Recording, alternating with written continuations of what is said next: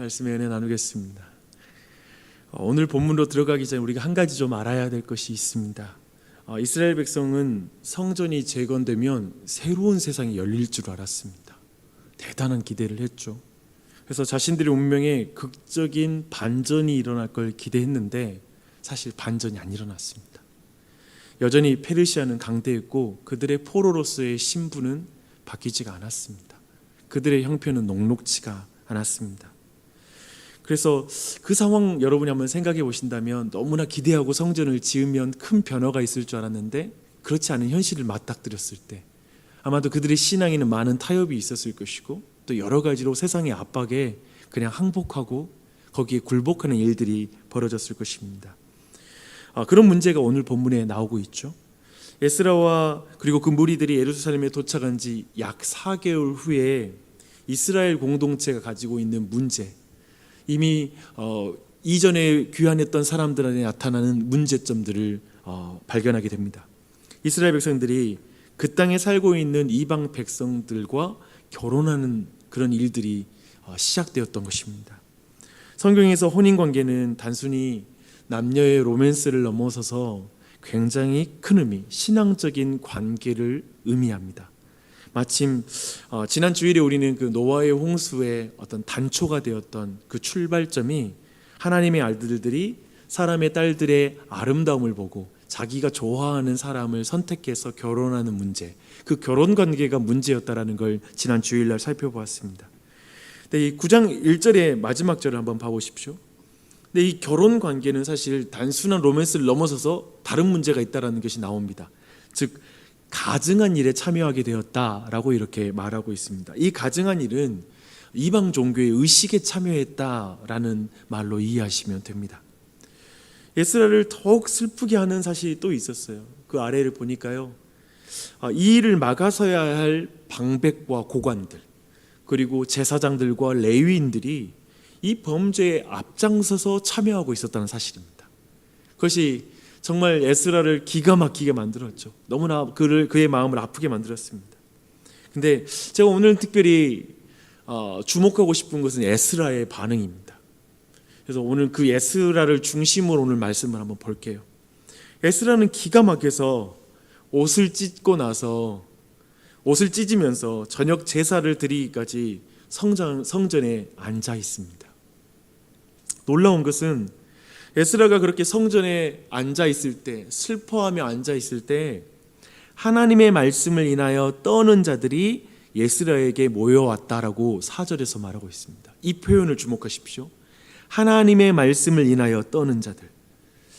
에스라와 이 사람들의 특징은 하나님의 말씀을 두려워할 줄 아는 사람들이었습니다. 그래서 그들은 성전에 모였습니다. 잘 보십시오. 역사 속에 거룩한 백성들이 세상과 착하여 세상의 초등학문을 만지고 그리고 맛보는 일은 늘 있었습니다. 지난 주일 본 것처럼 예전부터 하나님의 아들들이 사람의 딸들을 좋아해서 결혼하는 일들은 늘 있어 왔습니다. 세상의 문화적 압력에 굴복하는 일들이 늘 있어 왔죠. 눈에 보기에 좋은 어떠한 세상의 문화, 어떤 세상의 것들과 하나님의 경건한 백성들이 그것을 좋아서 받아들이는 일이 있었습니다. 계시록에는 보니까요, 음녀 바벨론의 유혹에 교회가 넘어갔다, 짝하였다라는 그런 표현들이 있습니다. 그런 교회의 중요한 것은 하나님의 백성이 하나님의 말씀을 두려워할 줄 아는 것입니다. 하나님 말씀에 떠는 자들이 있는 게 중요합니다. 세상의 유혹을 받아서 넘어가는 일이 없어야 된다는 것이 아니라 늘 그건 있어 왔고요. 근데 그것은 늘 있는 거예요. 많은 사람들이 그렇게 타협하는 거예요. 그건 늘 있어 왔어요. 마지막 날까지 있을 것이라고 성경은 분명히 말하고 있어요. 근데 중요한 건 하나님 말씀 앞에 떠는 자들이 있어야 하는 것입니다. 그러한 자들로 우리가 남는 것이 중요한 것이죠. 주 안에 사랑하는 여러분, 평생에 여러분들이 교회를 섬기고 그리고 하나님을 섬길 때 꼭 기억하십시오. 교회를 갱신시키는 것은 사람이 아닙니다. 똑똑한 사람의 지성이 아닙니다. 사람이 사람을 견제하고 교회를 바로잡을 수 있는 게 아닙니다. 교회는 세상과 타협해서 타락하는 일들이 벌어질 텐데 그걸 바로잡는 건 사람이 아니에요. 다른 영혼도 그렇습니다. 하나님 말씀 앞에 떠는 자만이, 하나님의 말씀을 두려워하는 자만이 교회와 가정, 타인을 바르게 섬길 수 있습니다. 그리고 그들을 바르게 세워줄 수가 있는 줄 믿습니다. 여러분, 이걸 꼭 기억하십시오. 말씀을 두려워하는 이들이 이제 성전에서 무엇을 하는지 한번 볼게요. 그 다음 단계를 주목하셔야 돼요. 말씀 앞에 떠는 에스라는 하나님 앞에 기도합니다. 6절부터 15절까지 나와 있는 말씀이 됩니다. 흥미로운 것은 에스라는 저들의 죄를 고발하면서 기도하는 것이 아니라 마치 자기의 죄를 고백하는 것처럼 우리의 죄악과 우리의 허물을 용서해 주십시오 라고 고백합니다. 6절, 7절, 13절, 17절을 한번 보십시오. 온통 예수라는 뭐냐면 우리예요. 우리의 죄, 우리의 죄, 우리의 죄 이렇게 말하고 있어요. 하나님, 저 죄인들을 좀 보십시오 라고 말하지 않아요. 우리의 죄, 우리의 죄를 말하고 있습니다.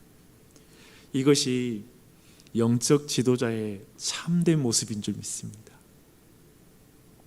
백성의 범죄함이 드러날 때 하나님께 자기가 회개할 자인 것처럼 하나님께 나아가는 것, 그것이 영적 지도자의 참된 모습입니다. 이 말씀을 보는데 교회의 지도자라고 말할 수 있는 지도자들의 죄가 보여요. 우리 교회에서는 박용주 목사의 죄죠. 그리고 어쩌면 또한 이 안에도 또 회중의 죄도 있을 수 있을 것 같습니다.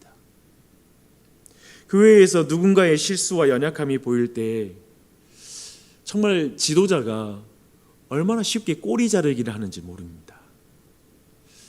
교회의 목사의 꼬리 자르기란 어떤 것일까요? 나는 문제가 없는데 저 사람이 문제야. 나는 정말 열심히 하는데 저 사람은 저렇게 게을러서 안 되는데. 나는 잘하는데 저 사람이 못해서 이렇게 된 거야 라고 말하는 것입니다. 그리고 교회에서도 정말 사람들에게 문제를 찾으면 쉽게 비난하고 그거 가지고 수군거릴 때가 참 많은 것 같습니다. 사람들 보이면 어때요? 장점을 말하기보다는 결국에는 단점으로 귀결되어서 그걸 길게 이야기하게 되어 있습니다. 말씀 앞에서 떨지는 않는데 우리는 자존심이 상하면 그렇게 부르르 떨지요. 그리고 내 기준에 못마땅스러우면 그걸로 부르르 떱니다. 그렇게 교회 안에서도 서로를 공격하고 힐난할 수가 있는 것 같습니다. 문제가 어찌 없겠습니까? 어찌 그 부분을 바로잡는 것이 또 나쁘다고 말할 수 있겠어요? 이것이 틀렸다고 말하는 것 말할 수 있을 것입니다.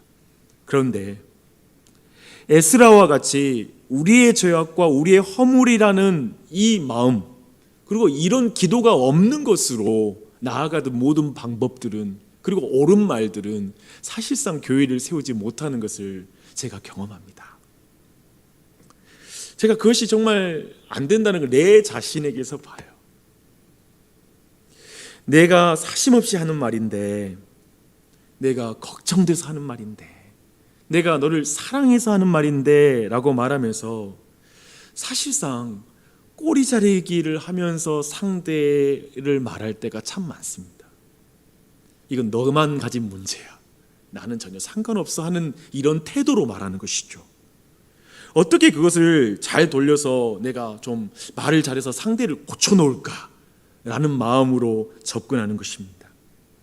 여전히 지금도 제 자신은 그런 갈등을 할 때가 있습니다. 또 그런 문제가 생기면 제 안에 혈기가 나옵니다. 여전히 상대의 문제만 볼 때가 많고 그것이 내 것이 되지 못할 때가 참 많습니다.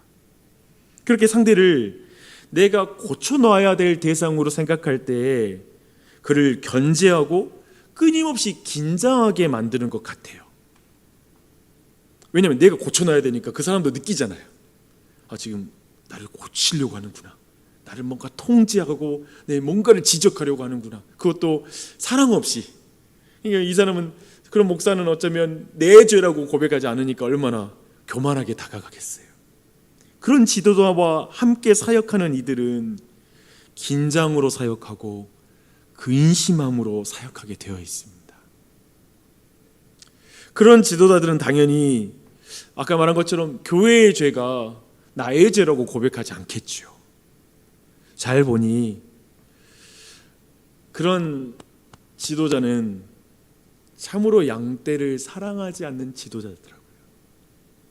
그리고 바르게 양들을 인도하지 못하는 지도자가 되고, 그리고 양들로 하여금 근심하게 하고 행복하게 신앙생활을 하지 못하게 하는 목자가 되는 걸 보게 됩니다. 목사만 그럴까요? 성도들은 어떤가요? 교우들은 어떨까요? 히브리서 13장 17절에 이런 말씀이 있습니다. 너희를 인도하는 자들에게 순종하고 복종하라. 저희는 너희 영혼을 위하여 경성하기를 자기가 회개할 자인 것 같이 하느니라. 저희로 하여금 즐거움으로 이것을 하게 하고 근심으로 하게 하지 말라. 그렇지 않으면 너희에게 유익이 없느니라 라고 말씀하십니다. 참으로 여러분의 영혼을 위하여 경성하기를 자기가 회개할 자인 것처럼 여기는 지도자를 만나는 건 얼마나 여러분들에게 행복합니까? 그렇죠? 그런 목사를 만나는 건 여러분에게 굉장한 행복이 될 것입니다. 얼마나 큰 복인지 몰라요. 그런 복을 구하시길 바랍니다. 아멘. 동시에 그런 복을 받도록 여러분들을 인도하는 자들에게 순종하는 법과 복종하는 법을 배우십시오. 그것이 유익합니다. 여러분의 일은 그들이 즐거움으로 사역하게 하고 근심으로 사역하게 만들지 마십시오. 그건 여러분의 몫입니다. 아까 제 몫을 말씀드렸잖아요. 그렇죠? 이건 여러분의 몫입니다. 성경은 말합니다. 그것이 너희에게 유익하니라. 여러분의 지도자들이 근심하고 두려움으로 사역하면 여러분에게 유익한 게 하나도 없습니다. 여러분 앞에 떨고 사역하게 만들면 유익하지 않아요. 그가 하나님 앞에서 떨고 사역하게 만드십시오. 그렇게 기도하십시오. 그게 바른 것입니다. 오늘날의 교회에서 지도자도 회중도 모두 동일합니다. 제가 보니 이것이 목적이 돼야 돼요. 서로가 즐거움으로 사역하게 하고 근심으로 사역하지 말게 하고 두려움으로 사역하지 않도록 하는 거예요. 그게 목적이 돼야 돼요. 그렇지 않으면 전혀 유익이 없습니다. 그래서 제가 배운 것은 이것입니다. 절대로 교인들을 견제하거나 두렵게 만들어서는 안 되겠구나. 제가 한 번도 그렇지 않았단 말이 아닙니다. 저도 실수했습니다. 저도 부족했습니다. 근데 계속 그러려고 노력하고 있습니다. 우리 회중들이 나한테 두려움으로 느끼며 자신을 견제한다고 느끼면서 교회 사역하게 만들지 말자. 내 눈치 보고 사역하게 하지 말고 하나님 눈치 보고 사역하게 만들자. 주님 앞에 떨며 사역하게 만들자가 제 사역의 목적이 되어야 되는 줄 믿습니다. 그런데 주목하십시오. 방금 말한 대로 그 모든 것에 이렇게 될 수 있는 모든 것의 중심에 뭐가 있냐면 상대의 죄악을 나의 죄악으로 여기는 마음. 이게 진짜 중요해요. 이 에스라의 이 마음이 공동체를 회복시키는 중요한 키인 것을 보게 됩니다. 그리고 그것을 놓고 기도하지 않는 이상 정말 하나님 우리의 죄악을 용서해 주십시오라고 기도하면서 배우자 그리고 자녀들 항상 그리고 교회를 위해서 기도할 때도 내 죄악을 우리의 죄악을 용서해 주십시오라고 기도하지 않는 이상 우리의 다른 어떤 수고들은 결국 근심과 두려움을 가져오게 되더라고요. 또 기쁨이 없는 삶을 만들더라고요. 자녀 키울 때도 그래요. 내가 고쳐놔? 내가 저걸 어떻게 내가 만들어? 내가 어떻게 해보겠어라는 것으로 접근하잖아요. 그리고 쟤는 왜 저렇게 못났어? 라는 마음으로 가잖아요. 그 부모로서의 일도 전혀 기쁘지가 않아요. 행복하지가 않아요. 모든 게 지옥이에요. 배우자를 볼 때도 마찬가지예요. 주변에 있는 사람을 대해서도 마찬가지예요. 그것을 나도 죄인이야, 나도 부족해, 나도 똑같아, 저 죄가 나한테도 있어, 그 마음으로 안 하면 다 불행하더라고요. 교회도 그렇고 뭐도 그렇고 서로가 그렇게 보지 않으면 그냥 교회도 불편해져요. 저 사람이 나도 어떻게 하려고 그러나, 이 교회에서 내 조그만 연약함이 드러나면 순식간에 누가 공격하고 달려들 것 같고, 그러면 행복하지가 않아요. 그렇지 않겠습니까? 기억하셔야 돼요. 오늘 우리는 함께 지금 교회의 영적인 타락, 어떤 세상과 타협이 교회에 들어오는 것에 대한 경건한 신자의 반응, 에스라의 반응을 통해서 우리가 그것을 살펴보고 있습니다. 저는 이게 너무 중요하더라고요. 사실상 제사장 레위 자손이 범죄에 앞장서듯이 오늘날의 목회자들의 실수가 참 많은 것 같습니다. 저도 자신도 포함시켜서 늘 사과하고 싶어요.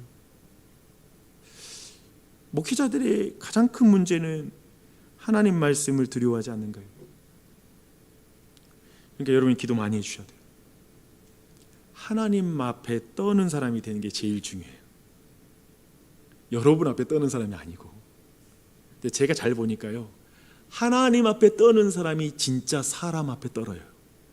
진짜 떨 줄 알아요. 사람들의 말에 귀를 기울여요. 하나님 말씀만 들어, 난 사람 말 안 들어, 이건 틀린 신앙이에요. 진짜 하나님 말씀을 귀 기울이는 사람은 다른 사람을 통해 들리는 하나님의 말씀에도 귀를 기울여요. 이 방법이지, 저 사람 우리의 이야기를 듣게 만들어야 돼, 우리의 의견이 이래, 그래서 우리가 뭔가를 세력을 만들어서 듣게 하려고 하잖아요. 그 목사는 더 안 들려요. 하나님도 안 두려워하고 사람 두려워할 이유가 없어요. 여러분도 그러잖아요. 사람이 사람을 못 바꿔요. 하나님을 두려워하도록 기도해야 돼요. 하나님 앞에 말씀 앞에 떠는 자들이죠. 여러분이 그러한 사람이 되기를 축원합니다. 하나님 말씀 앞에 떠는 자로서 함께 주님의 나라를 세워가십시다. 또 한 가지, 공동체의 죄를 나의 죄로 여기는 것, 그렇게 기도하는 것, 예수 그리스도의 마음이시죠. 예수 그리스도의 이름으로 기도하는 거죠. 그게 예수님은 죄인들의 죄를 십자가로 자신이 짊어지셨으니까요. 자신의 죄로 여기셨으니까요. 그렇게 기도하는 것입니다. 다시 한번 부탁드립니다. 저를 위해서, 우리 정 목사님 위해서, 홍강 도사님, 우리 박전 도사님, 교회 안의 영적인 지도자를 위해서 많이 기도해 주십시오. 여러분이 많이 기도해 주셔야 돼요. 그러지 않으면 그 길을 바르게 걸어갈 수가 없어요. 여러분의 기도가 깊이 묻어나오면 우리가 더 두려움을 느껴요. 교인들이 우리를 위해서 기도하고 있어, 우리 허투루 사역하면 안 돼, 그 생각을 가질 수가 없어요. 가질 수밖에 없어요. 여러분 꼭 기억하고, 그것이 바로 오늘 에스라를 통하여 놀라운 영적 갱신의 출발이잖아요. 이 원리는 지금까지 바뀌지 않더라고요. 이걸 꼭 기억하고 같이 기도했으면 좋겠어요. 그리고 여러분의 삶에서도 동일한 이 관점으로 많은 문제를 보며 이 아침에 기도하며 중보하는 이 아침이 되시기를 축원합니다. 기도하겠습니다.